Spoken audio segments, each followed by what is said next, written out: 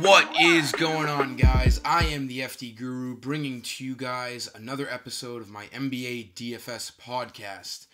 And we're starting off this week strong tonight with a nice slate, lots of value to look into.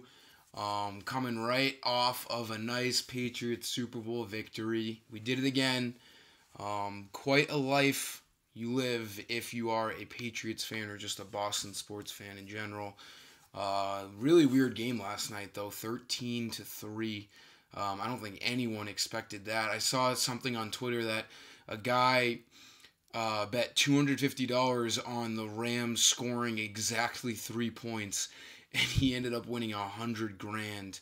That must have been a real sweaty kick at the end by Zuerlein, who missed it to the left. That guy would have won zero. So, kind of funny what betting can do for people.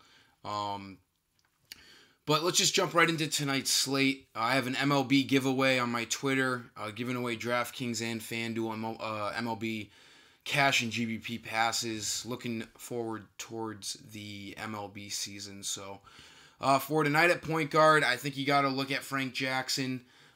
He's been a huge value play with Elfrid Payton out and all those other Pelicans out. He should be a really, really strong cash game play tonight.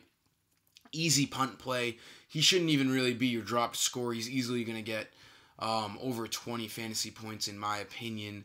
The Pacers aren't a great team to match up against, but that doesn't matter. At 3,900, it's just too easy of a play. He's going to be probably the chalkiest play on the slate tonight at 3,900. Shooting guards, I'm looking right at DeMar DeRozan. He's got an A1 matchup tonight in Sacramento. No blowout scaries here. I don't think the Spurs are going to blow them out in Sacramento. And if you've been following me all year during the NBA season, you know how much I love just crapping all over the Sacramento Kings defense. They're always a great team to target. I think DeRozan is going to have his coming out party. He's been a little cold since coming back from his injury. He's still seeing the minutes, the usage.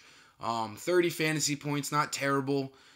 He's normally a guy who's up towards $9,000 due to his talent of getting over 40 fantasy points almost every game. Expect him to be a lot better tonight against the Kings. I'm hoping his ownership is down tonight because of his past couple games.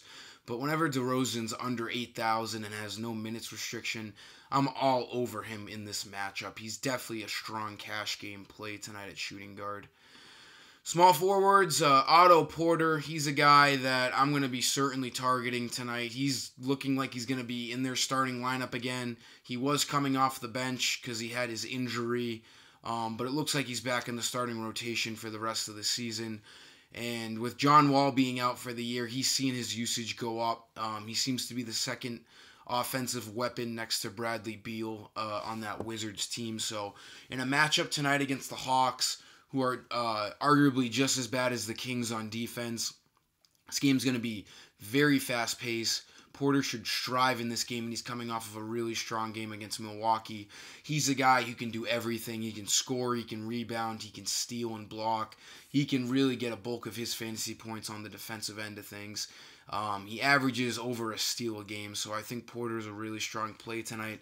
The Hawks tend to turn the ball over a bunch with their young guys who are a little inexperienced, like Trae Young and John Collins. Great players, but they can get a little lackadaisical with the ball. I think Porter's going to take advantage of this matchup tonight. 6,600 is a very, very reasonable price for me tonight on Otto Porter.